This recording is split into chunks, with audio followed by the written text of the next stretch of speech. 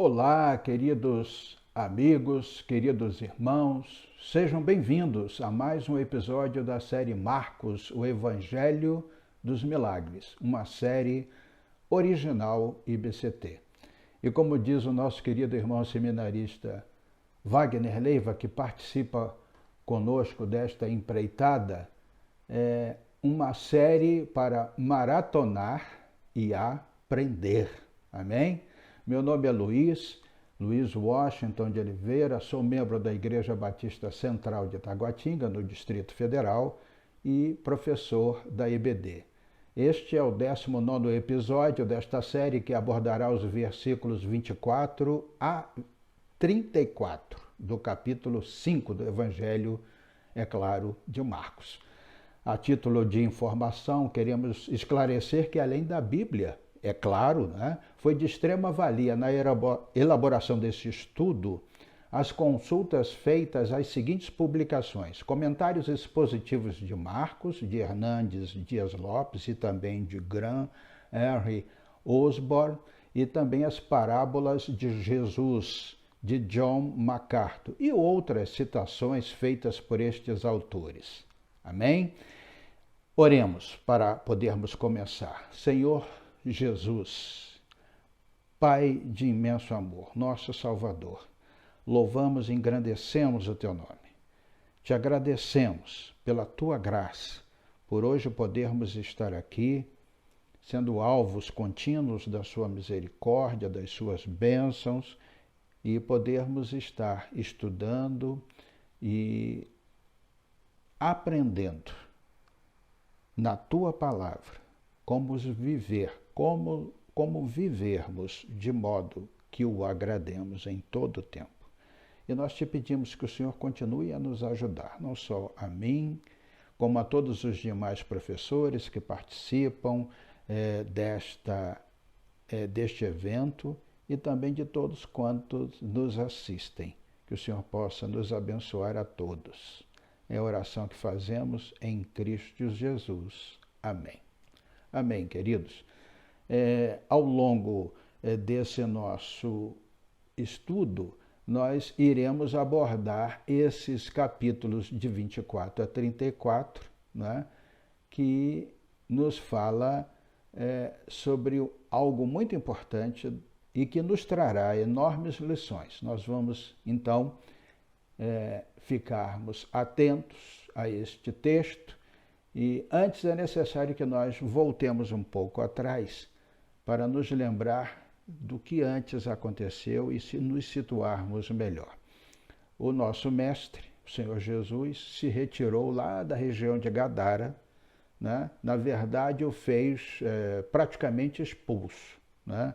Ele se retirou porque aqueles moradores o incitaram, o conclamaram a que saísse das suas terras. E por quê? Porque amaram mais ao dinheiro e, pasmem, aos porcos do que a ele próprio.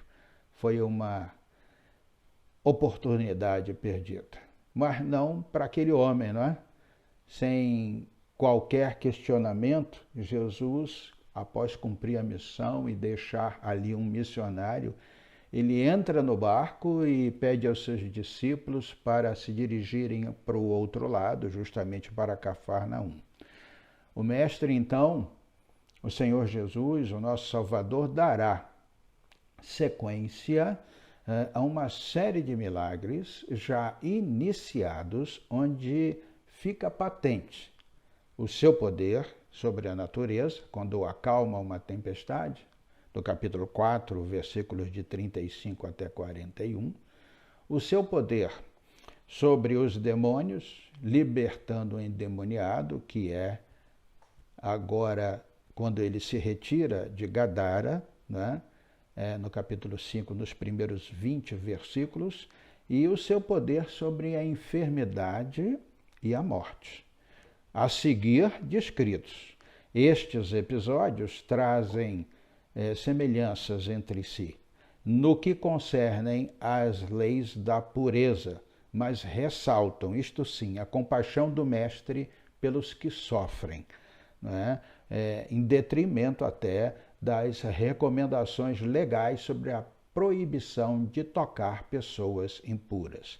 Primeiro será a mulher do fluxo de sangue impura. Depois será a menina que estará morta devido à sua enfermidade. É uma pessoa que faleceu e, portanto, quem tocasse aquele corpo se tornaria impuro. Então, estas narrativas sobre sobre as enfermidades, melhor dizendo, sobre a enfermidade, no caso específico, não é? E a morte estão interligadas por três elementos, ambos, como já dissemos, se tratam sobre a questão da impureza, não é? Tanto a mulher do fluxo de sangue quanto a menina que jazia já morta, não é? Essas duas pessoas são mulheres, né? E essas pessoas têm um número 12 em comum, já que a mulher do fluxo do sangue padecia desta enfermidade há exatos 12 anos. E a menina que o mestre trará à vida possuía também 12 anos. Então, queridos, continuando, dando sequência, vamos entender que nesta oportunidade nós estaremos dando atenção a uma interposição de um episódio bíblico, né? É um dentro do outro. Ao desembarcar na outra margem, a qual ele está agora, o mestre foi rodeado por uma grande multidão, à beira-mar. Quando então é abordado por Jairo, o chefe ou dirigente da sinagoga, que se prostra aos seus pés e lhe implora pela saúde de sua filha. Jesus consente em ir com ele, em meio à grande multidão que o comprimia, diz-nos o texto. Antes, porém, de chegar à casa de Jairo, ocorre o episódio da mulher do fluxo de sangue, que é o nosso objeto neste momento, que é o que trataremos a seguir. Portanto, é um episódio, a mulher do fluxo do sangue, dentro do atendimento que ele tinha entendido que deveria prestar a Jairo. Amém? Warren Wisby ressalta em seu livro Seja Diligente, na página 52, os contrastes entre esses dois personagens que nos trazem a oportunidade de fazer várias reflexões e daí, claro, certamente obtermos alguns ensinamentos. Primeiro, Jairo era um líder religioso, enquanto esta mulher, a mulher do fluxo de sangue, era uma mulher excluída da comunidade religiosa.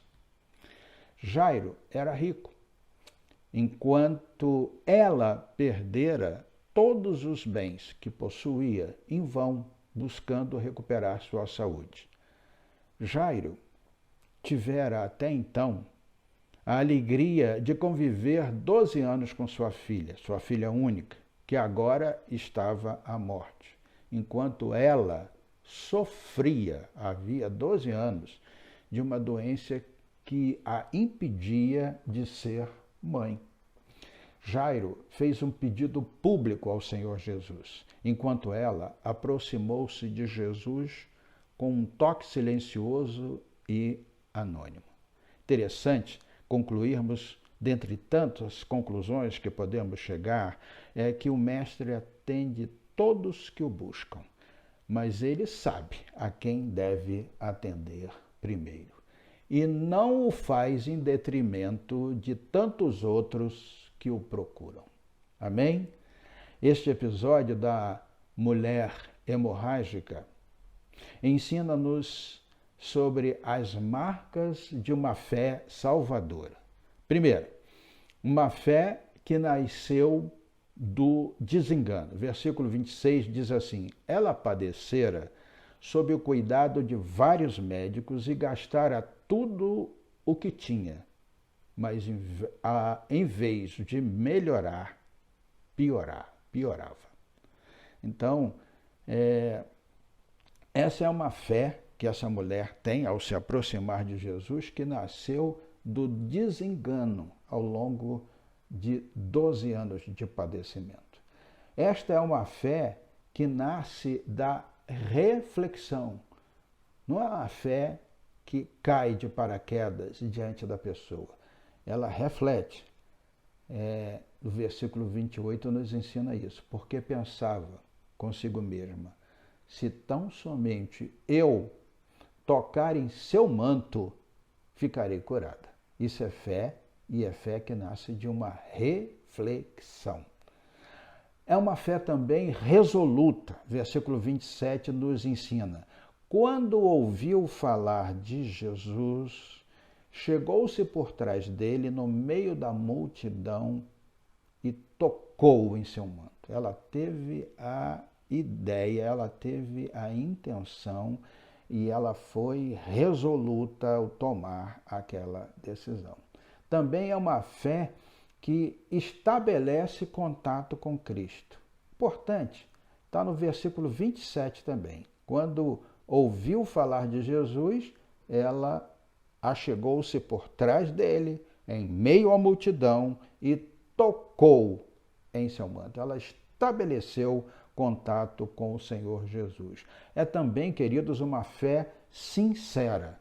Então, versículo 33, então a mulher, sabendo que o que tinha lhe acontecido, então a mulher, sabendo o que tinha lhe acontecido, ela já havia sentido que tinha sido curada, aproximou-se, prostrou-se aos seus pés, em meio a toda aquela multidão, e tremendo de medo, contou-lhe toda a verdade. Foi sincera. Não quis mais permanecer no anonimato e declarou-se atingida pela graça, pela virtude, pelo poder de Jesus. Ela foi-lhe totalmente sincera. Foi uma fé que também ela confessou em público. Esse mesmo versículo nos traz essa noção. Ela falou isso diante de Jesus, mas em meio àquela multidão. E os que puderam ouvir, a ouviram-na com extrema sinceridade. Né? E, certamente, o interessante é que quando temos fé, essa fé é recompensada. Ela demonstrou uma fé que lhe rendeu uma recompensa. Então o Senhor Jesus, no versículo 34, lhe diz: filha, a sua fé a curou. Amém? Vá em paz e fique livre do seu sofrimento. Então, após abordarmos esses tipos de fé, né, que a mulher do fluxo hemorrágico teve ao se aproximar de Jesus, vale a pena fazermos algumas considerações. E a primeira que nós gostaríamos de fazer, segundo podemos estudar, segundo podemos pesquisar, é que o toque da fé, o título que poderíamos dar a esses versículos de 24 a 34 seria o toque da fé. E o toque da fé começa com a consciência de que temos, de que ela tinha uma grande necessidade. Né? Versículo 25, né? Diz assim: e estava ali certa mulher que havia 12 anos vinha sofrendo uma hemorragia. Então, aprendemos com esta mulher enferma que a fé advém da necessidade oriunda do seu sofrimento ao longo de 12 anos. Amém? Então, o seu sofrimento que lhe provocou aquela fé, que fez com que ela tivesse necessidade de dar aquele toque nas vestes de Jesus, o seu sofrimento era prolongado. A busca por sua cura por longos 12 anos foi um tempo de busca e de esperança frustradas. Imagine isso. 12 anos não são 12 dias, não são 12 semanas. Tempo este decorrido que a levou ao enfraquecimento. Enfraquecimento físico, não é? pela perda constante de sangue, a debilidade também emocional por sofrimentos sem tréguas decorrentes desta enfermidade, ocasionados por noites mal dormidas, por madrugadas insones, regadas certamente por lágrimas, muitas lágrimas copiosas. Por fim, o que a extenuou, tornou esse sofrimento prolongado, a busca incessante de solução para um problema que se arrastava indefinidamente. Isso lhe trazia muitos sofrimentos. Vejamos o que diz o sábio lá no livro de Provérbios, capítulo 13, versículo 12. A esperança que se retarda deixa o coração doente, mas o anseio satisfeito é árvore de vida. Amém? Então, o seu sofrimento era prolongado. Daí ela tinha uma grande necessidade. Né? O seu sofrimento gerou desesperança. Versículo 26 diz, ela padecia muito sob o cuidado de vários médicos e gastara tudo o que tinha, mas em vez de melhorar, piorava. Então, o seu sofrimento gerou desesperança. Esse texto denota que ela foi uma mulher incansável, batalhadora, laboriosa na busca de sua cura. A passividade e a omissão não a levaram a ficar inerte, amuada, queixosa da vida. Ela não fez nada disso. Ao contrário, ela buscou com todos os seus esforços que aquela situação tão degradante para uma mulher fosse sanada. Tá certo? Então, o seu sofrimento não gera desesperança. Ela busca, né, bate em várias portas. Ela progressivamente perdeu todo o dinheiro, bem como a sua saúde. A sua doença se tornou crônica e grave, mas certamente ela foi abordada, ela foi atingida pela desesperança, porque buscar uma solução para uma dificuldade ao longo de muito tempo e não a conseguir, isso nos deixa enfraquecidos, desesperançados. O seu sofrimento, queridos, é importante que nós abordemos isso, destruiu os seus sonhos. No versículo 25, nós voltamos a citá-lo, estava ali certa mulher, havia 12 anos, que vinha sofrendo de hemorragia. Esse sofrimento gerou a destruição dos seus sonhos. Em consequência deste mal que a assolava, uma anemia profunda devido à perda sanguínea e uma fraqueza constante haviam se instalado naquele corpo. O seu futuro, evidentemente, se tornou sombrio. Seus sonhos se tornaram irrealizáveis. Ela constatara que não só estava perdendo sua vida paulatinamente, como também não poderia gerar vida. Isto é, de fato,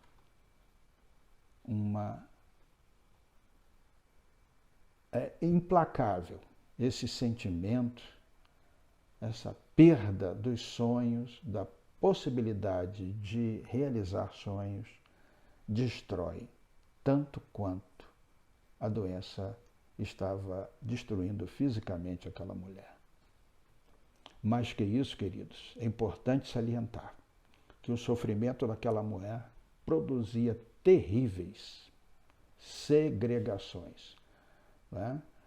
A sua enfermidade lhe submeteu ao longo dos seus 12 anos, dos 12 anos em que lhe acometera, 3 tipos, no mínimo, de segregações. A primeira, a segregação conjugal. Não sabemos se aquela mulher era casada ou se era solteira, mas é importante salientar que, de acordo com a lei judaica, a sua enfermidade a tornava impura e lhe impedia de relacionar-se com seu marido, se o tivesse. se ela o tivesse. E disto podemos deduzir que o seu casamento, se ela fosse casada, estava profundamente abalado. Se porventura ela era solteira, como temos feito questão de salientar, ela não poderia casar-se. Havia uma orientação por parte dos rabinos que, se o marido insistisse em relacionar-se com sua esposa em seu período menstrual, a maldição, inclusive a morte, viria sobre seus filhos. Se vocês tiverem a oportunidade, consultem isso, está em Levíticos capítulo 15, versículos 31, 32 e 33. Então, tudo que aquela mulher tocasse, em todos os dias daqueles 12 anos, em coisas, em pessoas, tudo que aquela mulher se apoiasse, aonde ela se deitasse, se tornavam impuros. Isso era uma segregação de ordem religiosa. Também pairava sobre ela uma segregação de ordem social. Se havia alguma coisa muito penalizante para as mulheres em seu período menstrual, era a impossibilidade de relacionamento social. Daí podermos inferir que quão difícil era a existência daquela mulher. Vivia confinada, vivia isolada, à margem da sociedade, como uma exilada social, tendo a solidão como sua companheira perpétua. Como se uma leprosa fosse. Essas condições que lhe eram impostas por conta de sua enfermidade lhe trazia certamente uma vergonha indescritível. E sua autoestima estava em permanente declínio. Queridos, queridas, nos coloquemos em seu lugar. Sejamos empáticos. Indaguemos de nós mesmos. Há exatos 12 anos ela se abstivera de dar e receber abraços de seus entes queridos. Se frequentar o templo ou a sinagoga, ela era uma anônima. E nesta condição, com medo de tornar as pessoas ao seu redor impuras pelo seu toque, se dirigiu a Jesus com receio de ser rejeitada ou até mesmo de ser reconhecida antes de tocar em suas vestes, porque pensava ela, se ao menos eu tocar em suas vestes, eu serei curada.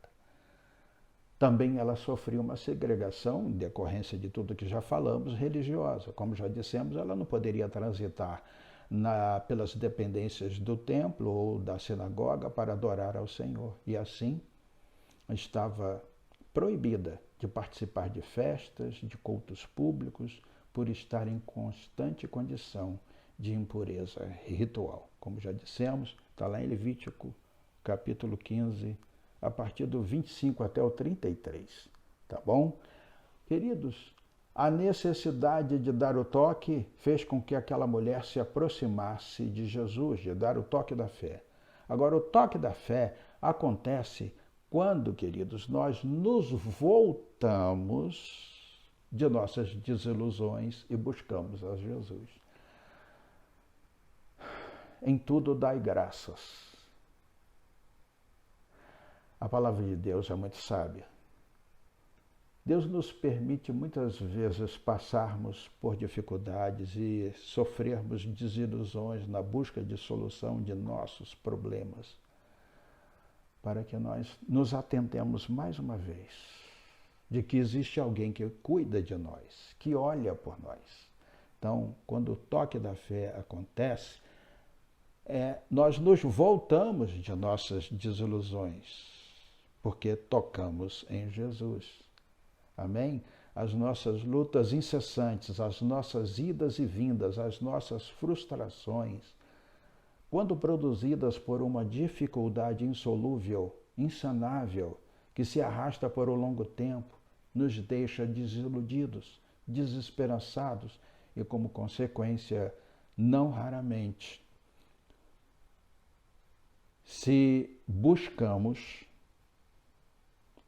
consequência disso, não raramente, não é raro que se buscarmos, seremos alvos dos cuidados do Senhor Jesus. Amém? Se não, vejamos. Vamos ver algumas características de dificuldades pelas quais passamos e se buscamos a Jesus, nós somos alvos da sua atenção. Primeiro, os nossos problemas, queridos,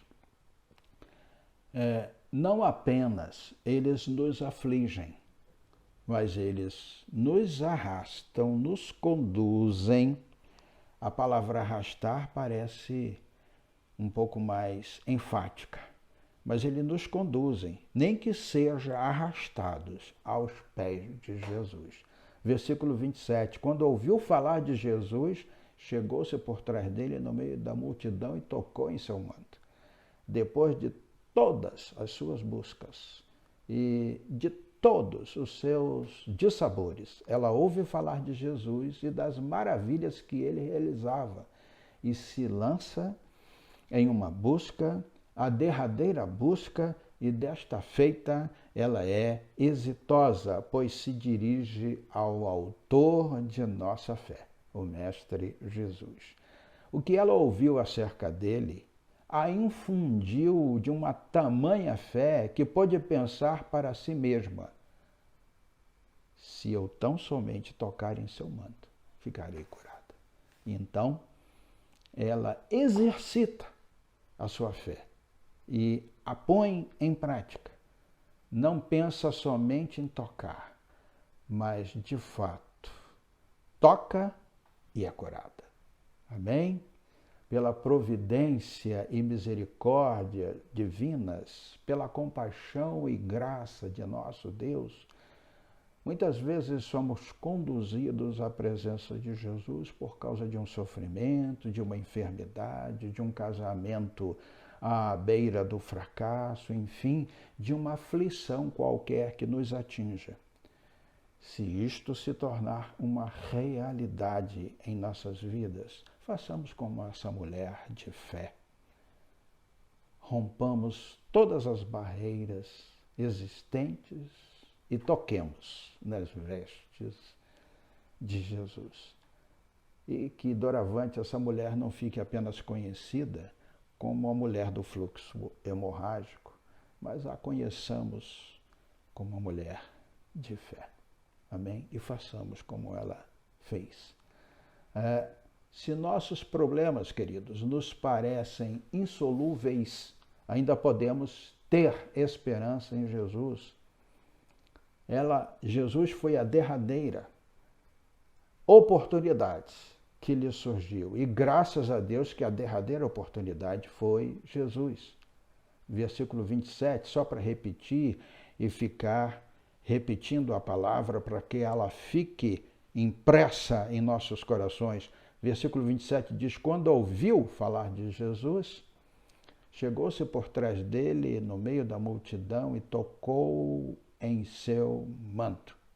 Porque pensava, se eu tão somente tocar em seu manto, fiquei curada. Esta mulher, portanto, ao ouvir sobre a fama advinda dos milagres e das realizações de Jesus, que dava visão aos cegos, tornava puros os leprosos, libertava os endemoniados, curava os coxos, ressuscitava os mortos e mostrava o verdadeiro sentido da vida aos pecadores que se arrependiam e criam nele, não pensou mais que uma única vez. Foi a Jesus, crendo que seria curada.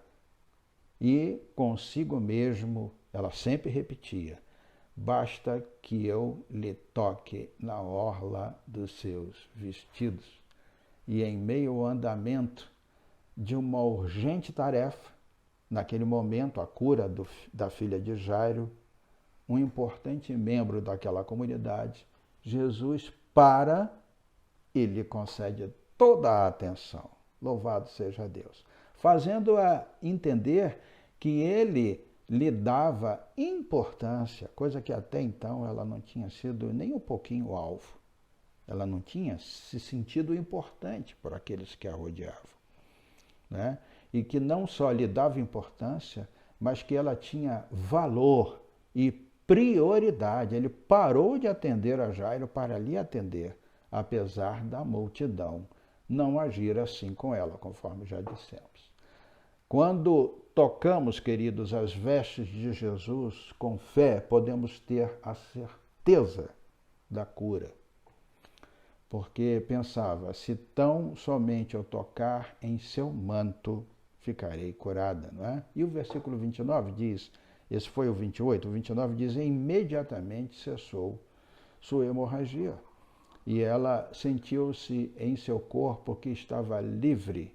Ela sentiu em seu corpo que estava livre do seu sofrimento. Este não foi um toque qualquer, pois em meio à multidão que a comprimia, que comprimiu o mestre, ele deixa os seus discípulos atônitos ao perguntar, versículo 30,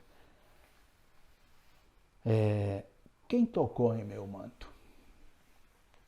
Larry Richard, no seu livro Todos os Milagres da Bíblia, página 233, destaca 4 características deste toque nas vestes de Jesus. Primeiro, foi um toque intencional, não foi acidental, foi de caso pensado, foi resultado da ação de sua fé.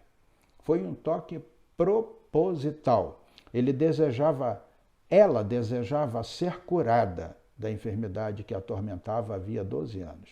Foi um toque não só proposital, confiante. Ela assim o fez movida pela fé, pois tinha plena confiança que Jesus poderia fazer o que nenhum médico ou qualquer outra pessoa em 12 anos pudera realizar.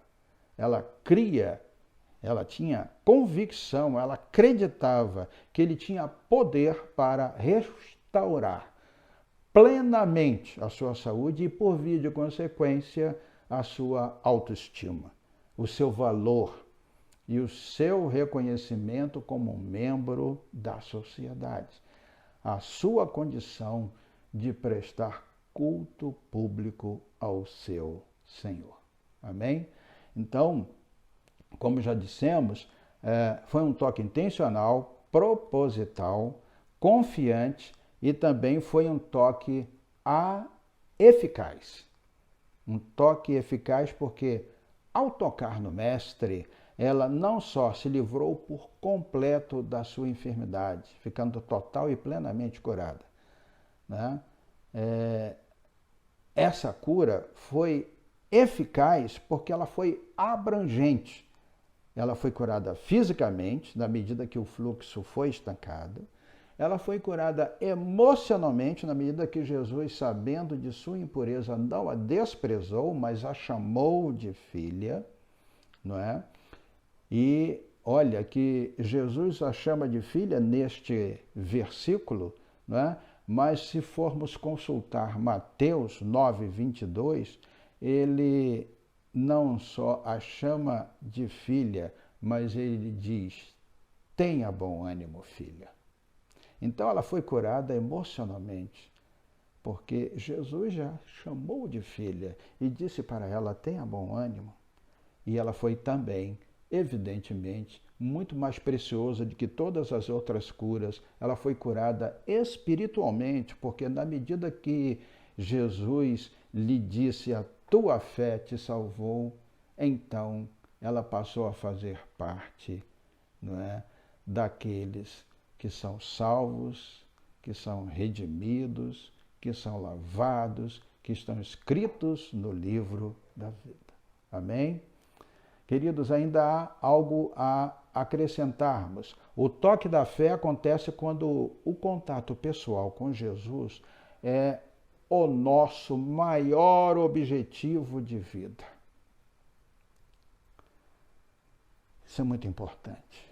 Que tenhamos em nossos corações e em nossas mentes o desejo constante, nosso objetivo deve ser constante, de estarmos tocando em Jesus, considerando a multidão que acompanhava o Mestre e que ele buscava atender a uma urgente solicitação de um chefe da sinagoga, de Jairo.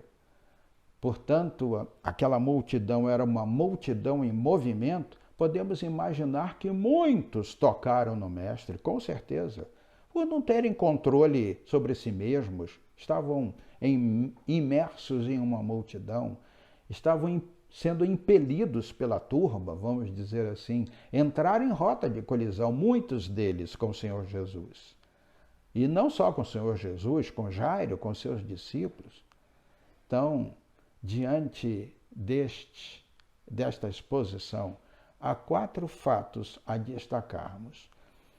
E é importante para que cresçamos no conhecimento e sejamos, de fato, discípulos e testemunhas vivas do Senhor Jesus. Olha, muitos comprimem a Cristo, mas poucos o tocam pela fé. Era muito comum no ministério terreno de Jesus vermos narrativas, hoje podemos ler narrativas a seu respeito no meio de quem? Das multidões. Muito embora a grande maioria que o buscava nas multidões o fazia por mera curiosidade, sem nenhum intuito de relacionar-se com ele, né? E com essa atitude de buscar um relacionamento com ele não oferiam nenhum benefício, né? E, claro, este seria o maior de todos os benefícios, o mais rico de todos os relacionamentos que alguém poderia ter e buscar. Era um relacionamento com Jesus.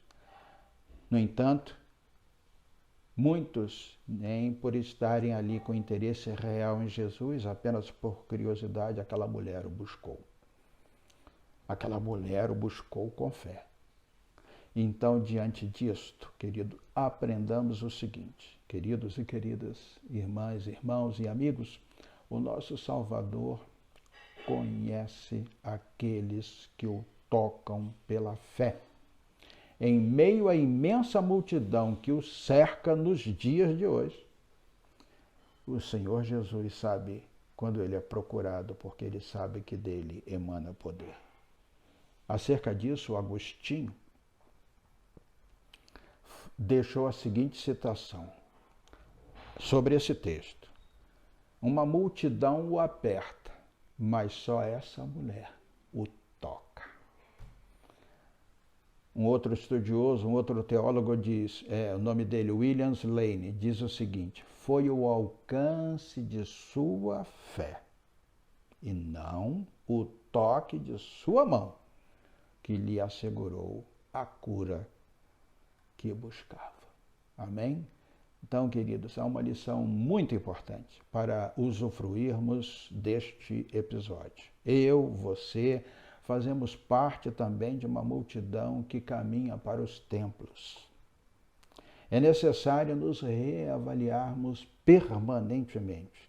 Se não estamos indo apenas porque nos acostumamos, por força do hábito, e até nos sentimos mal quando assim não o fazemos, mas se estamos no templo ou em outro lugar qualquer, onde costumamos estar com o desejo, com a intenção, com a aspiração de tocarmos em Jesus com a mesma intensidade, de nos curarmos através do toque em Jesus, como fez aquela mulher.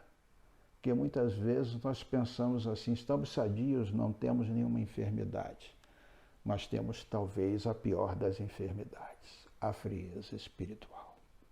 Então é preciso que ao buscarmos o Senhor Jesus, não o façamos de uma forma contumaz, de uma forma, vamos dizer assim, cômoda, de ir por ir, mas o façamos com o desejo de ali estarmos, tocarmos em Jesus e sermos curados todos os dias e estarmos em plena sintonia com teu Santo Espírito. Não procedamos, queridos, como muito o fazem, indo e vindo aos templos, porque quando menos esperarem, se depararão com a volta do Senhor Jesus e se despertarão muito tarde diante dele. É mistério, é necessário refletir com muita responsabilidade acerca do toque de Jesus e da mulher do fluxo de sangue, de como ela desejou ardentemente, a despeito de todas as barreiras, buscar, chegar, tocar em Jesus, para dele receber a virtude que sara, a virtude que cura, a virtude que restaura, que devolve a autoestima e, sobretudo, a virtude que salva. Amém? Aqueles que assim procedem, além de cantar, orar, ouvir, prostrar-se, mais que isso, tocam o Senhor do culto. Amém? E vão para os seus lares em paz. Aleluia. Glórias a Deus. Ouse tocar em Jesus onde você estiver.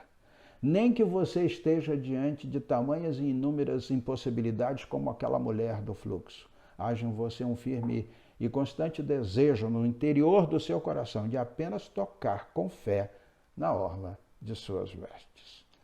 Ainda podemos aprender que aqueles que tocam a Jesus pela fé são totalmente curados. Então, ele lhe disse: filha, a sua fé a curou, vá em paz e fique livre do seu sofrimento. Sobre esta afirmação, podemos destacar dois fatos. Primeiro, sua cura foi imediata. A cura que ela procurou em vão por longos 12 anos, que os médicos não lhe puderam dar, depois de tanto procurá-los, se realizou no momento, instantaneamente. Por extensão, não devemos bater de porta em porta, pois tais atitudes podem nos tornar mais desesperançados.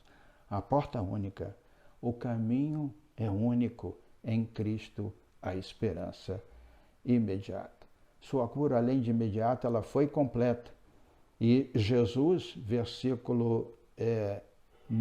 capítulo 9, versículo 22 de Mateus, nos diz assim: Jesus, voltando-se e vendo-a, disse: tem bom ânimo, filha, a tua fé te salvou. E desde aquele instante a mulher ficou sã. A mulher ficou sã, curada, não obstante a sua enfermidade ter sido crônica e ter por longos anos exaurido a sua saúde física, emocionalmente. O seu toque de fé nas vestes de Jesus lhe trouxe cura total e completa. Amém? Depreendemos daí, queridos, como lição para nossas vidas, que existe cura completa para o pecador, ainda que esteja completamente submerso no pântano do pecado. Hebreus 13:8 nos lembra isso. Jesus Cristo é o mesmo. Ontem, lá no episódio da mulher de sangue, da mulher do fluxo de sangue, hoje e para sempre. Amém? O Mestre Jesus, que foi o protagonista deste momento tão significativo para a mulher do fluxo de sangue, ainda opera nos dias de hoje, queridos. Tenhamos esta certeza, esta plena convicção. Ainda opera nos dias de hoje milagres na vida de muitos que têm depositado nele a sua fé. A fonte, queridos, não secou. Em decorrência disso, é importante salientar que em suas muitas curas, ou nas muitas curas operadas por Jesus, uma expressão que se seguia após a bênção física era o milagre por excelência. Era a bênção espiritual selada com a expressão pronunciada por Jesus: a tua fé te salvou. E nisto a cura é completa. A cura é completa quando o pecador se arrepende, reconhece que Jesus é aquele a quem devemos recorrer depois de um sofrimento prolongado, devido ao fato de adquirirmos a consciência de que temos uma grande necessidade. É isso que precisamos ter, a consciência de que temos uma grande necessidade, a de buscá-lo quando nos voltamos de nossas desilusões, e desejamos ter com ele um contato pessoal e permanente ao longo de nossa existência, como objetivo de nossas vidas, e assim receber dele não só a cura física, mas também e principalmente a cura espiritual, que nos tornará seus filhos por adoção e co-herdeiros com Cristo. Amém? Queridos, aqueles que tocam em Jesus são conhecidos por ele. Versículo 32 disse: mas Jesus continuou olhando ao seu redor para ver quem tinha feito aquilo. E no versículo 33, a mulher, sabendo o que lhe tinha acontecido, lhe é sincera e relata tudo quanto lhe acontecera. Jesus, em meio à multidão que o comprimia, pergunta: quem tocou em meu manto? É lá em Lucas, capítulo 8, versículo 46, ele assim se expressa: alguém me tocou, porque senti que de mim saiu o poder. Você pode ser desconhecido da multidão, na sociedade que você vive, aonde você está, no bairro, né? no trabalho onde você está inserido, mas você não é desconhecido para Jesus. Se você tocar em Jesus, demonstrando algumas características do toque da fé desta mulher do fluxo de sangue, será conhecido por Jesus. O seu nome será registrado no livro da vida e os anjos se regozijarão pelo seu novo nascimento. Não é assim que está lá em Lucas 15:10? E eu lhes digo que, da mesma forma, há alegria na presença dos anjos de Deus por um pecador que se arrepende. Você já é um pecador arrependido? Amém. Louvado e engrandecido seja Deus por isso. Mas você precisa levar essa informação para tantos outros que ainda não são pecadores arrependidos. O sangue de Cristo estará sobre você, querido. Está sobre você se você é um salvo em Cristo Jesus. E o Espírito de Deus está em você. Se você tocar em Jesus, o poder da cura lhe tocará e você será conhecido no céu. E mais que isso, você levará tantos outros como discípulos de Jesus a serem conhecidos também no céu. Ainda podemos aprender mais. Aqueles que tocam em Jesus devem fazer isso conhecido aos outros, é o que acabamos de dizer. Então a mulher, sabendo que lhe tinha acontecido, aproximou-se, prostrou-se aos seus pés e, tremendo de medo, contou-lhe toda a verdade. Olha, contou-lhe toda a verdade. O Senhor Jesus nos deixou uma grande incumbência, uma grande missão, uma grande comissão. Ele quer que você torne conhecido aos outros tudo o que ele fez em você e por você. Não fique incógnito em meio à multidão. Vá e conte ao mundo o que Jesus fez por você. Jesus disse à mulher, versículo 34.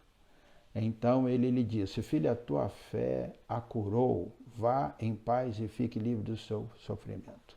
Apesar de ter se aproximado de Jesus com medo, apesar de ter se aproximado de Jesus furtivamente, evitando ser reconhecida por alguém da multidão e rejeitada por tocar as vestes do Mestre e assim torná-lo impuro, é impossível, queridos, que esta mulher, que a protagonista deste episódio, tenha permanecido calada, em secreto, em meio aos seus entes queridos, aos seus vizinhos, aos de sua cidade, aos de sua sinagoga.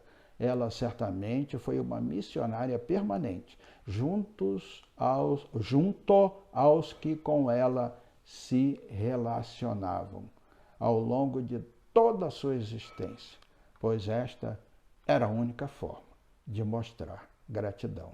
Esta seria a forma de ser grata ao Senhor Jesus por ter restaurado a sua saúde e lhe concedido o bem mais precioso, a sua salvação. Vá e fique livre do seu sofrimento. Assim devemos ser, todos nós, assim devemos ser. Sermos gratos por tão grande salvação, sermos anunciadores do Evangelho do Senhor Jesus e sermos portadores das boas novas de salvação. Amém? Oremos. Senhor Jesus, muito obrigado por este estudo. Ó Deus, que o Teu Santo Espírito nos constranja em todos os dias de nossa existência a não nos calarmos diante de tudo que temos visto e ouvido e que levemos as boas novas a tantos quantos necessitem. Em nome de Jesus. Amém. Amém, queridos. Muito obrigado pela atenção de vocês. Deus os abençoe.